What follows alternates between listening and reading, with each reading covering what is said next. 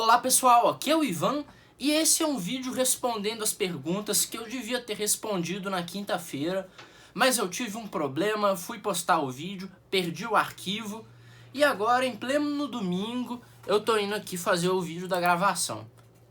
A sorte é que eu tô aqui com a Ana e ela vai ler as perguntas pra mim, aí vai ficar muito mais interessante, né? Oi pessoal, então vamos começar com as perguntas, começando com a pergunta do Gabriel, que é: vai me pagar quando? Ô, seu arrombado, o dinheiro tá aqui, ó, tá separado aqui, ó, seu corno, aqui, ó.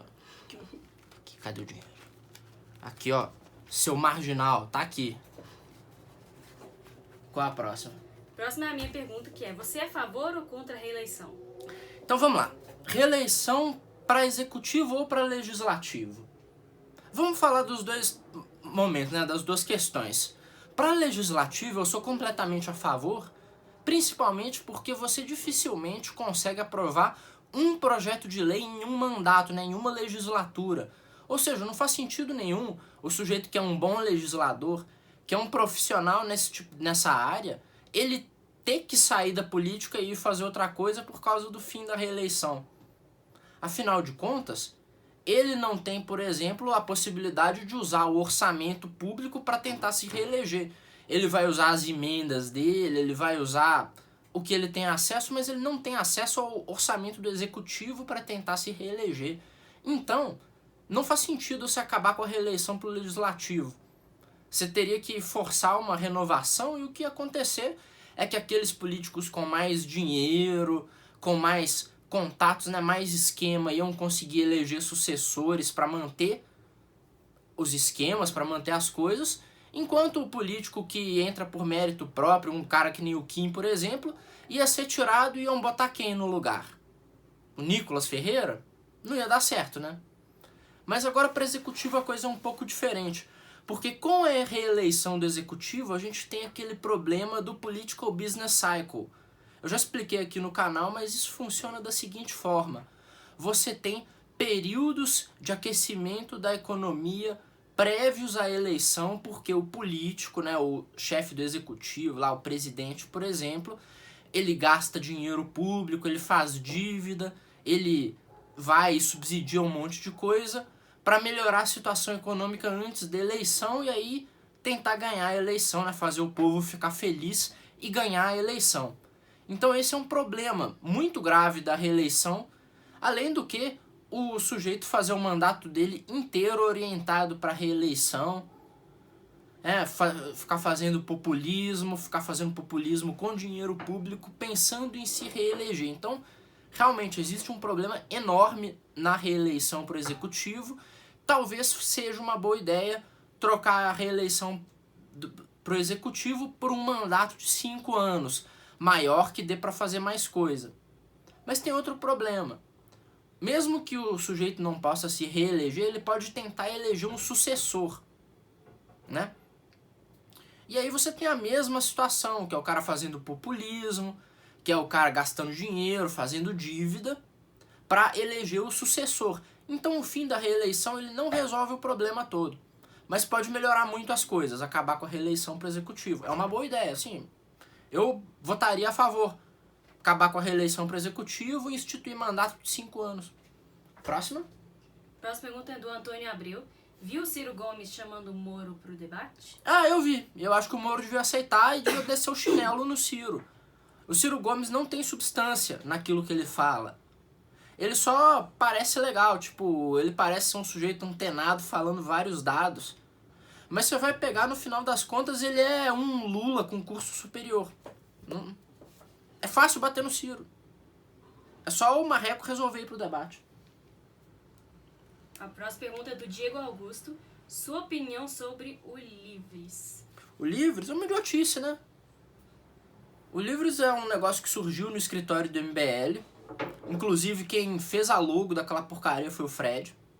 Que é a única coisa boa que eles têm é a logo, né? Bem feitinha.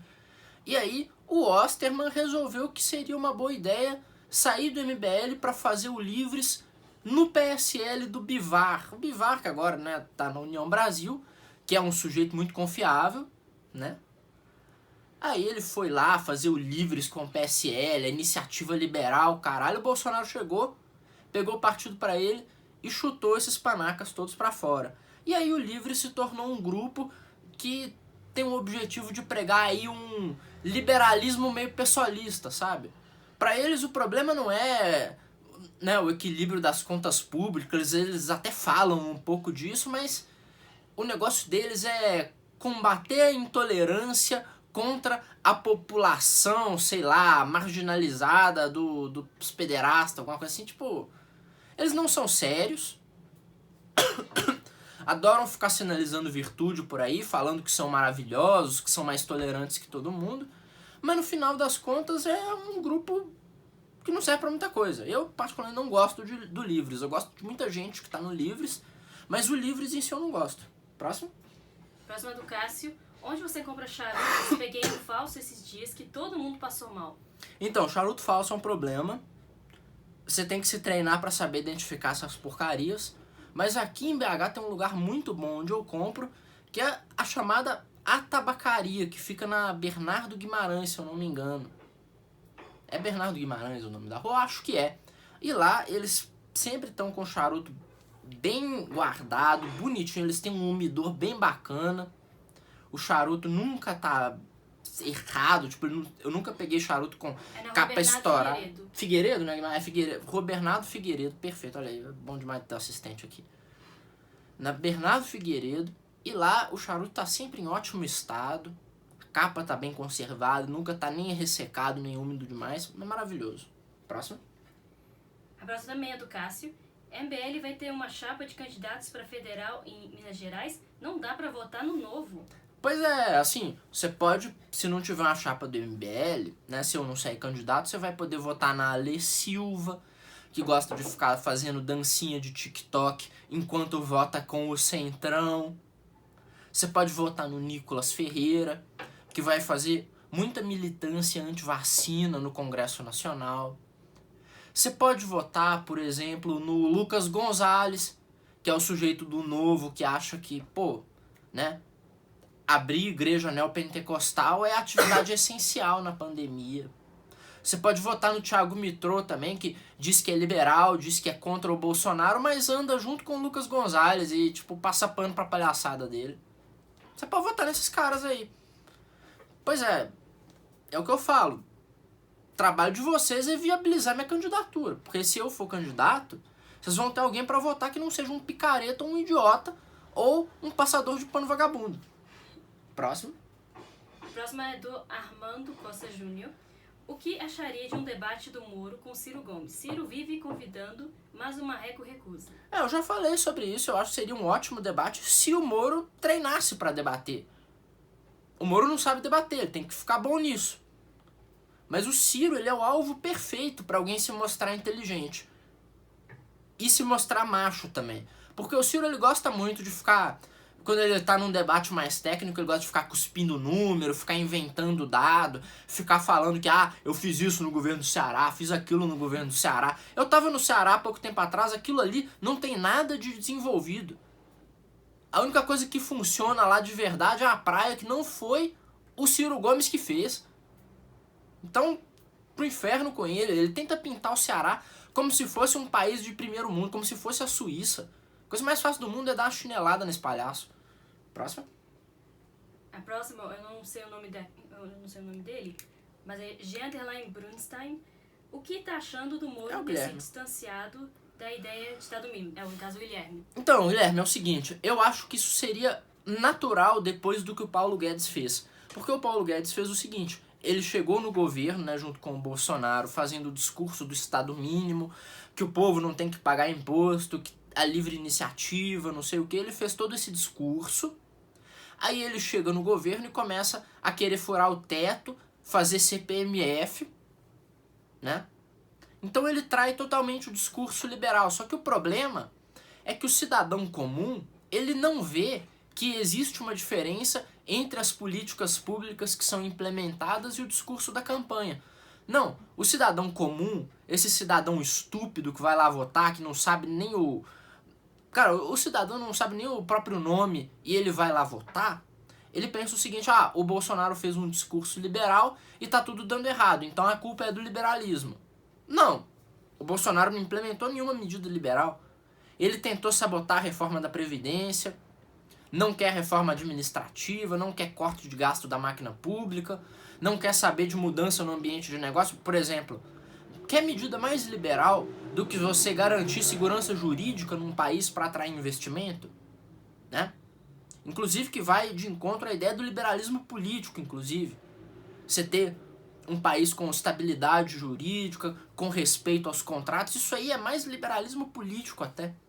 O Bolsonaro é contra isso. O Bolsonaro coloca 2 picaretas do Centrão no STF, coloca um indicado do Ciro Nogueira e um safado amigo do Dias Toffoli do PT no STF, esculhambando qualquer chance de segurança jurídica. E você vai falar que ele é liberal? Se você falar que o Bolsonaro ou o Paulo Guedes são liberais, me desculpe, mas né, quem falar isso é burro, é um animal, é alguém que come capim. Então, o que acontece? Eles estragaram a ideia de liberalismo diante da opinião pública, e aí ninguém que aparecer fazendo um discurso liberal vai conseguir se eleger, não vai dar certo. Mas isso é um outro problema também.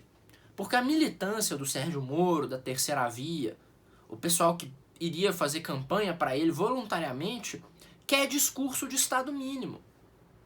E aí esse pessoal não vai trabalhar na campanha, não vai funcionar direito na campanha, se o Moro não sinalizar apoio ao Estado mínimo. Então ele está num impasse muito desagradável. Qual o próximo? Antônio Abreu perguntou: gasolina na minha cidade está a R$9. Caraca, você tá lascado, hein, Antônio? Meu Deus. Próximo? Laboratório de Oratório perguntou: com um futuro político tão dark à frente, o que esperar como perseguição dos canhotos?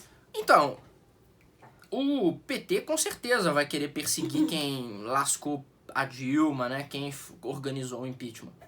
Isso eu não tenho dúvida nenhuma. O PT vai querer perseguir os conservadores, os liberais. O PT não vai sair atrás de perseguir bobalhão antivacina, essas coisas. O PT não vai sair perseguindo, não. Mas quem organizou o impeachment, eu acho que o PT vai querer perseguir. Até porque o Lula é uma criatura vingativa, uma criatura, né, vil e vingativa, que não vai chegar no governo querendo ser o Lulinha paz e amor. Ele vai querer regular a mídia, regular a rede social. Então vocês podem esperar aí muita sacanagem vindo do PT. Próximo. A última pergunta também é do Antônio. Comprou Bitcoin, aproveitou as recentes quedas das criptomoedas? Eu acho que no futuro eu vou ter boas notícias, né? Vai ser uma coisa boa. Bom, pessoal, essa foi a quinta das questões gravada no domingo porque eu perdi o arquivo. Um abraço pra todo mundo, se inscrevam no canal. Sigam ele lá no Instagram, pessoal, @GuinterIvan, e mandem suas perguntas, porque toda quinta-feira tem vídeo. Tem o vídeo da pergunta. Dessa vez foi domingo, que deu tudo errado.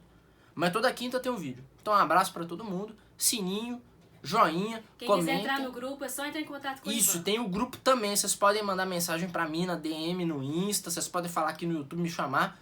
Eu dou um jeito de entrar em contato com vocês e, né, eu boto a galera toda no grupo. É isso aí, falou!